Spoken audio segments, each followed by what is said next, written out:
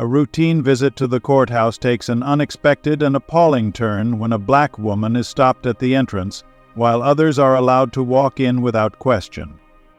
Don't forget to subscribe to our channel and share where you're watching from in the comments section. Your support will help us bring more meaningful stories like this. What unfolds next is a revealing moment of implicit bias that forces everyone present to reconsider their assumptions. But when the truth about her identity is finally revealed, how will the people in the courthouse react? Danielle Carter adjusted the strap of her bag over her shoulder as she approached the grand entrance of the downtown courthouse. The air buzzed with the usual tension and urgency that seemed to define such places. Lawyers in meticulously pressed suits hurried up the stone steps, their polished shoes clacking against the pavement. Clerks, their arms burdened with towering stacks of files, shuffled through the heavy doors, their faces set in deep concentration. Citizens of all backgrounds lingered around the entrance, some anxiously waiting their turn while others confidently strode inside without looking at security. As Danielle reached for the door handle, a firm hand suddenly shot out in front of her, blocking her path. "Hold it right there," a uniformed officer commanded, his voice sharp and authoritative. Danielle paused, momentarily startled. She looked up at the man standing before her. He was tall and broad-shouldered, his stiff posture making it clear that he was accustomed to having his authority obeyed without question. The golden badge pinned to his chest read Randall. His buzz-cut hair added to his stern, no-nonsense appearance. His gaze flicked over her outfit, a well-fitted navy blue blazer, matching slacks, and a simple white blouse. His eyes lingered on her neatly styled natural curls, which were pulled into a tight bun. Something was calculating about his expression, as if he had already drawn his conclusions about who she was. "Six classes?" Danielle said, keeping her tone even and polite. Randall's lips pressed into a thin line, as if her mere question was an inconvenience. "Only individuals with official business inside can enter," he stated flatly. Danielle raised an eyebrow. She had just watched at least 5 people walk in without so much as a glance in their direction. Still, she took a slow breath, forcing herself to remain composed. "I do have business inside," she replied. "I need to get through." Randall let out a chuckle, shaking his head as if amused by the very idea. "No, ma'am. You can wait outside until your name is called." Danielle's jaw tightened. She shifted her weight slightly, crossing her arms over her chest. "And what exactly makes you think I don't belong inside right now?" Randall's smirk deepened, his amusement growing. "We get a lot of people thinking they can just waltz in whenever they feel like it," he said. "Defendants, witnesses, people showing up for jury duty too early. If you have official business, you'll be called. Until then, you wait like everyone else." Daniela's stomach churned at his words. Defendants? Witnesses? He had already decided, without knowing a single fact about her, that she wasn't someone of importance, that she couldn't possibly be an attorney, a clerk, or, heaven forbid, someone with real authority in the building. She clenched her fingers at her sides, breathing deeply through her nose. "I wasn't aware that standing outside like a second-class citizen was part of courthouse protocol," she said coolly. Randall let out a dramatic sigh as if she were the one being difficult. "Look, I don't make the rules. I just enforce them. Now step aside and wait your turn." Danielle's fingers twitched. "Like everyone else?" she echoed. "Because in the past 2 minutes I've watched at least 5 people walk right past you without being stopped." Randall's smirk faltered for a split second before he shrugged. "They were attorneys." "And you could tell that just by looking at them?" she challenged. Randall let out an exasperated laugh. "Miss, I've been doing this job for years. I can tell who belongs and who doesn't." Danielle exhaled sharply, glancing at the doors behind him. People continued to walk in, unchallenged, as if she were the only one expected to prove herself. She adjusted her bag and took a step closer, locking eyes with Randall. "You're making a big mistake." Randall's smug expression didn't waver. "I don't think so," he shot back, "but you do whatever you think is best, sweetheart." Danielle stiffened at the condescending remark, her pulse spiking with irritation. But before she could respond, another voice cut through the air. "Problem here?" She turned to see a second officer approaching. This one was older, with graying hair at his temples and a steadier presence.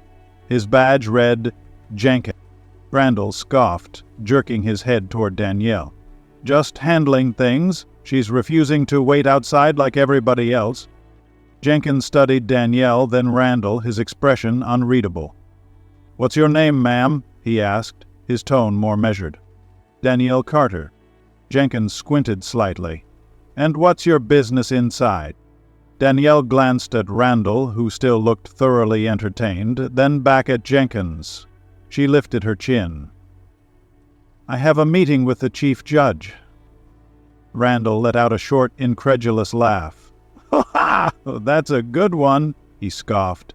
"Sweetheart, if you had a meeting with the chief judge, you wouldn't be standing here talking to me." Danielle smiled then. A slow, knowing smile. Without another word, she reached into her bag and pulled out a sleek leather folder.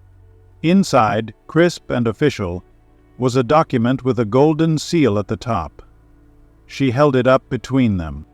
Randall's face fell.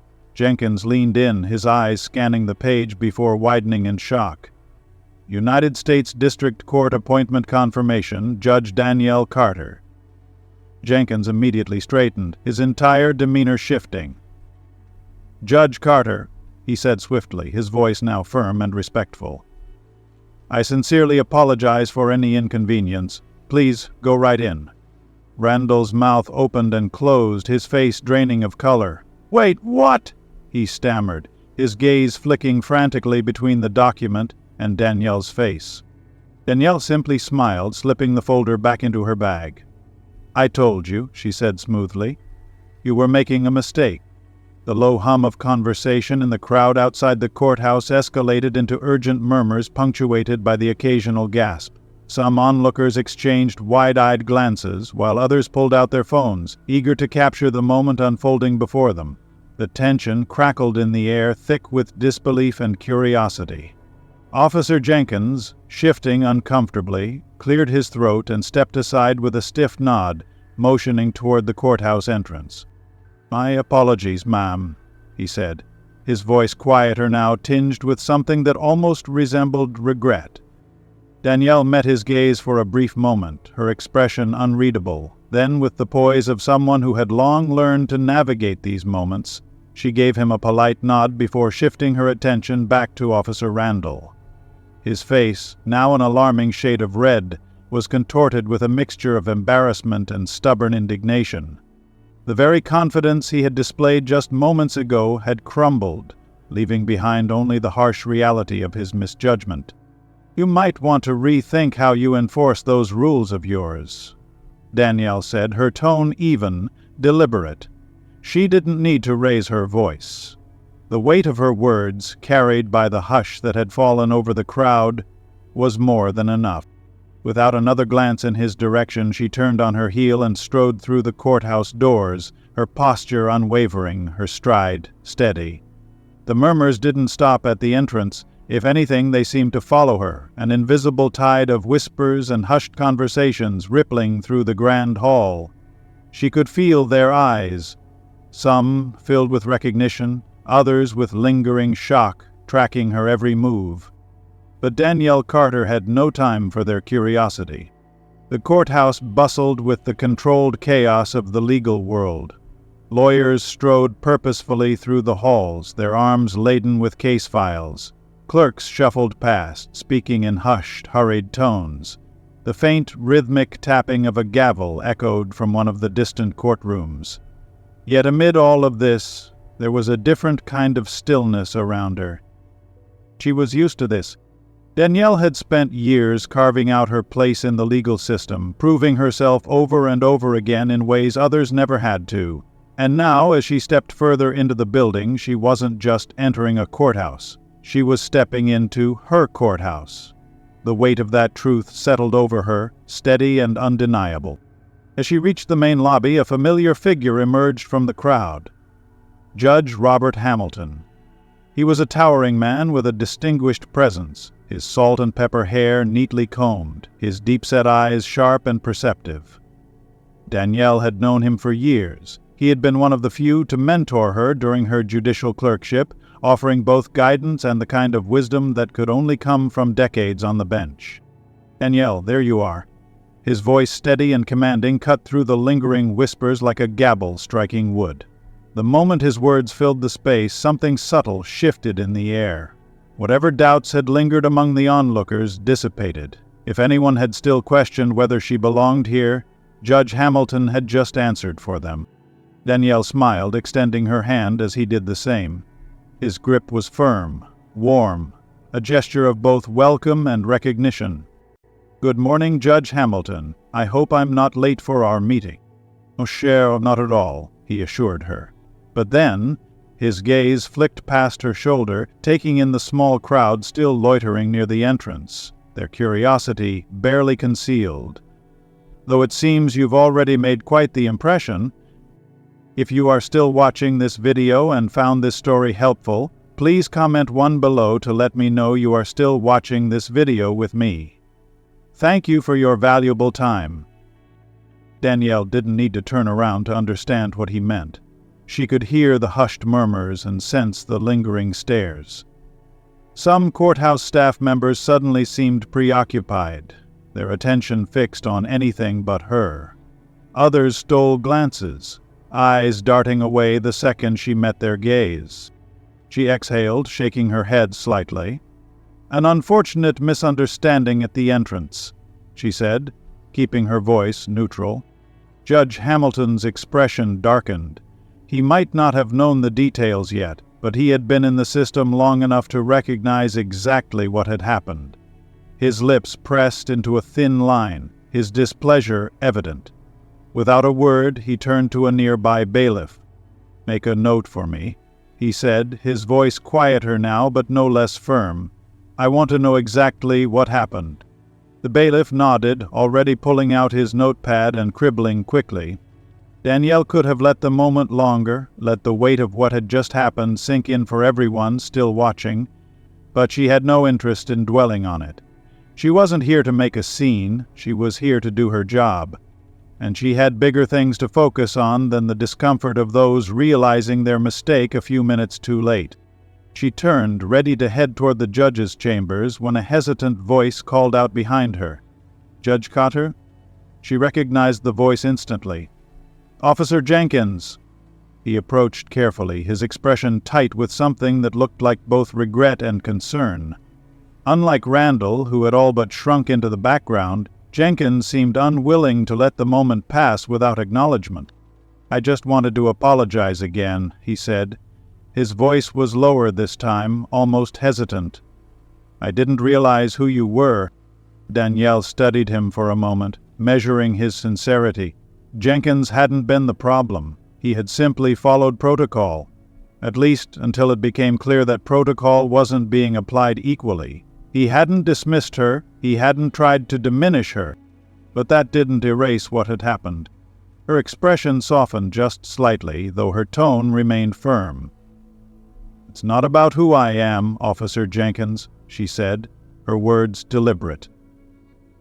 "It's about how I was treated. I shouldn't have had to prove anything to be let in, just like the others who walked right past Randall without issue." Jenkins nodded, the weight of her words settling over him. He opened his mouth as if to say something more, but in the end, he simply pressed his lips together and gave a small nod of understanding. Danielle didn't linger. She had said what needed to be said. Without another word, she turned and walked forward, her heels clicking against the marble floor, her presence undeniable. And as she moved toward the judge's chambers, the people in the courthouse, the lawyers, the clerks, the officers, finally understood. She wasn't just here for the day. She was here to stay. Jenkins lowered his gaze, shame flashing in his eyes as the weight of Danielle's words settled over him. He let out a slow breath, his shoulders sagging slightly. "You're right," he admitted, his voice quieter now, tinged with regret. "And I'll make sure this gets reported properly. This isn't how we're supposed to operate. I see that now." Danielle studied him for a moment, searching for any sign of insincerity. She appreciated that he wasn't making excuses and that he was willing to acknowledge the issue instead of brushing it aside. But words, no matter how remorseful, weren't enough. Acknowledgement was only the first step. Real change had to follow. "I hope so," she said, her tone steady, measured. She gave him one last look before turning on her heel and striding toward the judge's chambers. There was no more time to waste on empty assurances. Action was what mattered now. As she stepped into the conference room, the atmosphere was markedly different from the confrontation outside. The tension that had wrapped around her like a vice loosened slightly in the presence of her peers. Several judges were already seated around the long, polished wooden table, engaged in quiet discussion. Their murmurs ceased as she entered, all eyes shifting toward her. "Judge Carter, welcome," Chief Judge Evelyn Moore greeted her. The older woman's sharp eyes, set beneath neatly styled salt and pepper hair, held warmth, but also a commanding presence. She gestured to the open chair beside her. "We were just getting started." Danielle nodded in acknowledgement, taking her seat and offering glances around the table. Some of these faces were familiar, colleagues she had worked alongside before, while others were new. But regardless of their prior connections, they all shared an unspoken understanding. She had earned her place here. She belonged. The meeting proceeded as planned, touching on upcoming cases, policy adjustments, and new strategies to improve court efficiency. The discussions were professional, methodical, the kind of work that kept the system moving forward. But as they neared the end of the agenda, a shift in the room's energy was almost palpable.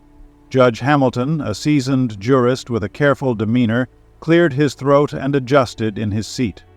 "Before we conclude," he began, his tone more serious than before, "there's one more issue I need to bring to everyone's attention, something that happened outside this morning." Danielle instinctively straightened in her chair, sensing the weight of what was coming next. The room, which had been filled with murmurs and shuffling papers, stilled. "The problem at the entrance," Hamilton continued, his voice carrying a note of quiet indignation. "A racial bias issue." A few of the judges exchanged uncertain glances, others frowned, their expressions shifting to concern. Chief Judge Moore, always one to confront issues head-on, leaned forward slightly. "What kind of issue?" Hamilton turned his gaze toward Danielle. "Judge Carter was stopped by courthouse security this morning and told to wait outside while others were allowed in freely." A heavy silence descended upon the room, pressing against its occupants like an unseen force. Judge Moore's expression hardened, her lips pressing into a thin line. "Is this true?" Danielle met her gaze evenly. "Yes, it is." The officer didn't ask for my credentials. He simply assumed I didn't belong. I was told to step aside while others, people who didn't look like me, were allowed to pass without question. Judge Whitmore, a middle-aged white man seated across from her, shifted uncomfortably. His fingers drummed lightly against the table before he spoke. "Well," he started, his tone cautious, "perhaps it was just a misunderstanding. Security has been tighter lately. Maybe they were just being extra careful."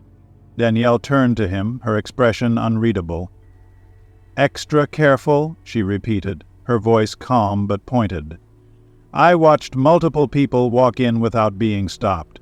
The only difference between them and me was the color of my skin. If you are still watching this video and found this story helpful, please comment below to let me know you are still watching this video with me. Thank you for your valuable time." Whitmore cleared his throat, clearly at a loss for words, before diverting his gaze elsewhere. Judge Moore exhaled sharply through her nose, her fingers tapping rhythmically against the table's surface. "This is unacceptable," she muttered. Then, without hesitation, she turned to one of the clerks standing near the door. "Get me the head of courthouse security, now." The room remained tense in the moments that followed. Danielle sat back slightly, watching the array of emotions flicker across her colleagues' faces. Some looked uncomfortable, some outraged, but none of them could deny the reality of what had happened. This wasn't just an isolated incident. This was a symptom of a much deeper problem. Minutes later, the door opened, and Captain Reed stepped inside. A stocky man with graying hair and a perpetually stern expression, he carried himself with authority. But as his gaze flicked across the room, there was a wariness in his eyes, as if he already knew he was walking into trouble. "Captain Reed," Judge Moore addressed him, her tone even but firm, "we have a problem. This morning, one of your officers denied entry to Judge Carter based on—" She hesitated for only a fraction of a second before continuing. "Assumptions, rather than proper procedure. I need to know exactly why this happened." Reed's brow furrowed slightly, his gaze flicking to Danielle before he exhaled sharply. "Judge Carter, I want to personally apologize for any mistreatment." Danielle held his gaze, her expression unwavering. "This isn't just about an apology, Captain," she said, her voice steady but carrying an unmistakable edge of determination. "This is about why it happened, and how many others have faced the same treatment. An apology doesn't fix a systemic problem. Change does." Reed swallowed hard, nodding slowly. "I understand. I'll conduct an internal review immediately. If Officer Randall acted inappropriately, there will be consequences." Judge Moore leaned back, arms folding across her chest. "There better be. And while you're at it, I want a full report on how security protocol is applied to all courthouse visitors. If there's a pattern of discrimination, I want it addressed yesterday." Reed gave a curt nod. "Understood. I'll get started right away." As he turned and exited the room, the silence that followed was heavy, charged with unspoken thoughts. Danielle remained still, her expression impassive, but inside she knew this was only the beginning. Change never came easy, but it had to start somewhere, and today it was starting here. Daniel watched in silence as Captain Reed nodded quickly, his pen moving furiously across a small notepad. The weight of responsibility was finally bearing down on him, the realization settling in that accountability could no longer be avoided. He had spent years in his role, overseeing courthouse security with confidence, but today was different. Today he was being forced to confront something bigger than an oversight. A deeply ingrained problem that could no longer be ignored. As the meeting drew to a close, Judge Evelyn Moore turned her attention back to Danielle Carter. Her voice was firm, yet laced with respect. "Judge Carter," she said with deliberate emphasis, as if reinforcing the importance of the title, "I hope you'll stay involved in this process. Your voice is needed." Danielle met her gaze, unwavering. "I wouldn't have it any other way." As she exited the chambers, she felt the shift, the undeniable, irreversible change in the air. This wasn't just about her anymore. This wasn't about a single moment of disrespect, a mistaken assumption, or even an isolated injustice. This was about every black person who had ever been made to feel unwelcome in spaces they had every right to occupy. Today, she had done more than demand respect for herself. She had pushed open the heavy courthouse doors so that others would never have to question whether they belonged. The events of the morning settled heavily on her shoulders as she made her way down the hallway. She had arrived at the courthouse that day prepared to step into her new role with quiet professionalism, eager to begin the next chapter of her career on her own.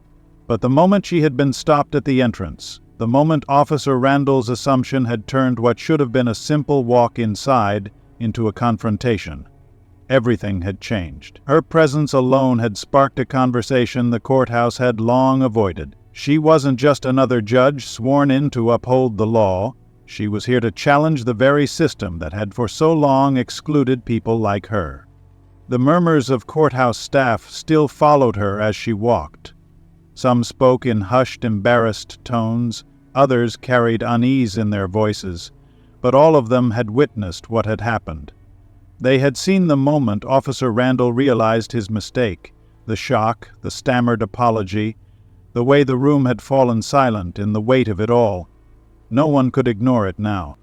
As she neared the main courtroom, she noticed that the doors were open, revealing the usual morning bustle inside. Defendants waited for their hearings, attorneys prepped their cases, and clerks rushed to keep up with the ever-flowing tide of paperwork. On the surface, it was a normal day, yet the atmosphere felt charged, as if everyone inside was still processing what had unfolded that morning. Danielle inhaled deeply, steadying herself before stepping inside. At the front of the courtroom, Chief Judge Moore was already seated, presiding over the morning docket. When she looked up and saw Danielle enter, she gave the slightest nod, one filled with unspoken understanding. Danielle took her seat at the judge's bench. It was hers now. Her fingers brushed over the smooth, polished wood, grounding her in the reality of it. She had worked tirelessly for this. She had sacrificed, fought, and persevered, and now she was here. Not just as a judge, but as a force for change. The first case proceeded as scheduled, and Danielle handled it with her usual composure, delivering her ruling with fairness and confidence. But the weight of the morning lingered. When the final gavel struck, she looked out over the courtroom and saw the way people were looking at her. They weren't just seeing a judge in a black robe. They were seeing a symbol, a moment of history unfolding before them. They saw the first black woman to sit on this courthouse's bench. They saw the judge who had been stopped at the door of her workplace. They saw the woman who had refused to let an injustice slide, even when it was directed at her. When the court adjourned, Judge Moore stood, motioning for Danielle to follow her into the hall. The moment the door shut behind them, Moore spoke, her voice resolute. "I'm not letting this go. Security is being reviewed, Officer Randall is under formal investigation, and I am calling a courthouse-wed meeting tomorrow morning to address exactly what happened today." Danielle folded her arms. "I want to be the one to speak at that meeting." Moore studied her for a long moment, then nodded. "Good, you should be." Just then, the head of courthouse security, Captain Reed, approached, his expression tight with tension. "Judge Carter, I wanted to inform you that Officer Randall has been temporarily suspended while we conduct an internal review." Danielle arched an eyebrow. "Temporarily?" Reed hesitated before exhaling. "Pending the outcome of the review, but I'll be honest with you, it doesn't look good for him." Danielle nodded slowly. "This isn't just about Randall," she said. "This is about why he felt so comfortable assuming I didn't belong.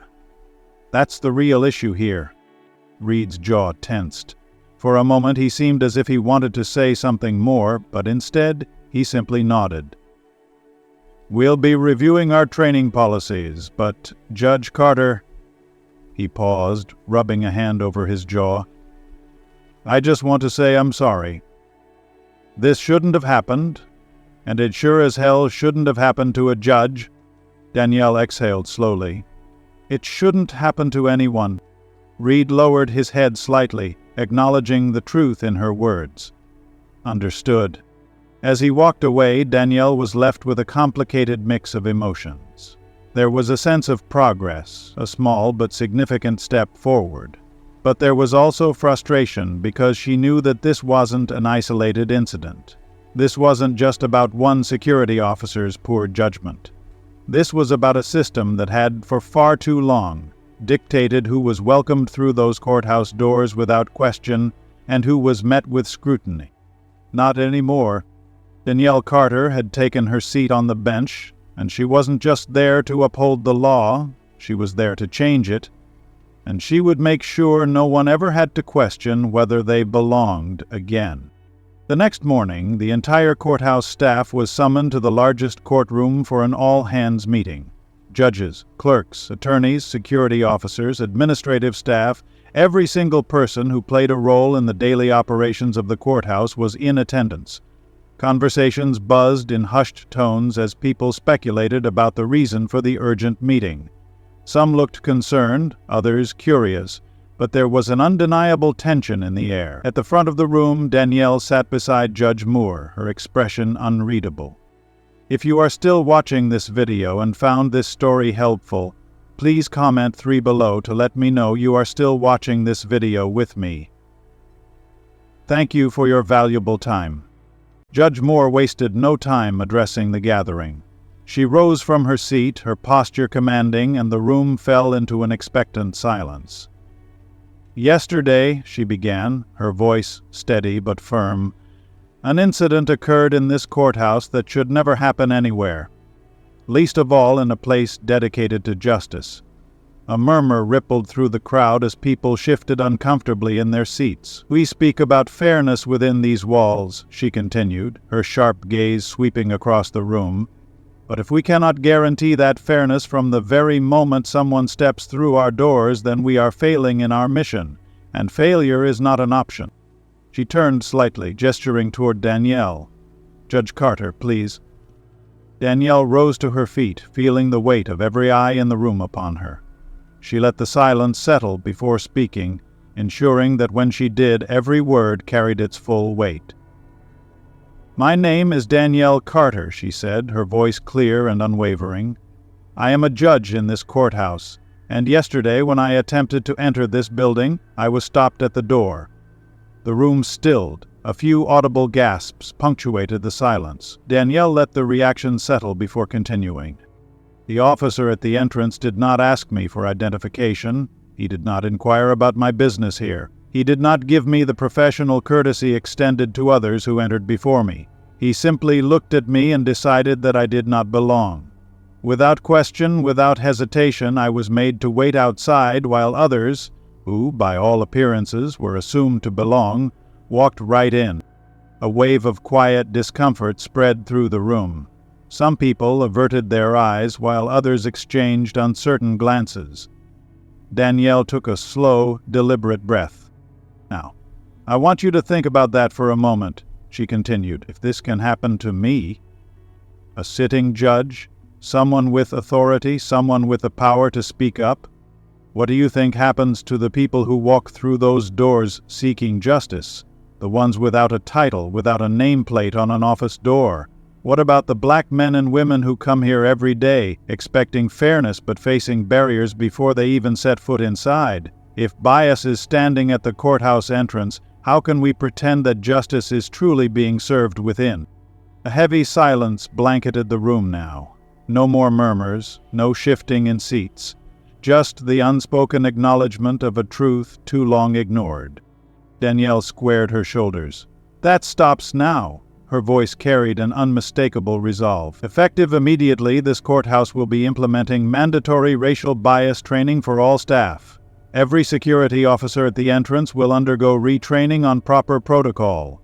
Additionally, we will be establishing a formal process to review and address all complaints regarding discriminatory treatment at the entrance. No one should have to fight their way into a place designed to protect their rights. She let her words sink in before delivering her final statement. Justice does not begin when a case is called to order. Justice begins the moment someone walks through those doors, and as long as I am here, I will make certain that everyone gets to walk in freely, without question, without delay, without exception. Wilde explained and explained with examples. The silence held for a moment longer, then a single clap echoed through the room. Another followed, then another. Soon the entire courtroom erupted into applause. Some staff members rose to their feet while others remained seated, their expression solemn. Some ashamed, others deep in thought. Danielle did not smile. She did not celebrate. Because this was not a victory, it was only the beginning of the work that needed to be done. That afternoon, Danielle stood just inside the courthouse entrance, watching as people came and went. Her presence was intentional. She wanted to see it for herself, to witness whether change had begun to take root. A young black woman approached, her steps hesitant as her eyes flickered toward the security officers stationed at the door. Danielle saw the familiar uncertainty in her expression, the same guarded caution she had felt too many times before. But this time the officers did not stop her, they did not question her, they simply let her pass. For a brief moment, the young woman's eyes met Danielle's. In that fleeting second there was an unspoken exchange. Recognition, understanding, a quiet acknowledgement of the moment's significance. The woman gave a small nod before continuing on her way, stepping inside without hesitation. Danielle exhaled, her chest tightening with something between relief and determination. One step at a time. She turned and walked deeper into the courthouse. This was her courthouse now, and as long as she was here, no one would be left waiting outside again. What a journey this has been. We started with a simple moment at the courthouse doors and uncovered something much bigger, an issue that goes beyond just one person or one place. Now we want to hear from you. What's one lesson you've learned from this story? More importantly, how will you apply it in your own life? Share your thoughts in the comments below. We'd love to hear from you. If you like this video, please leave your comment below, and don't forget to like, share, and subscribe to our YouTube channel for more powerful stories like this one. See you in the next video.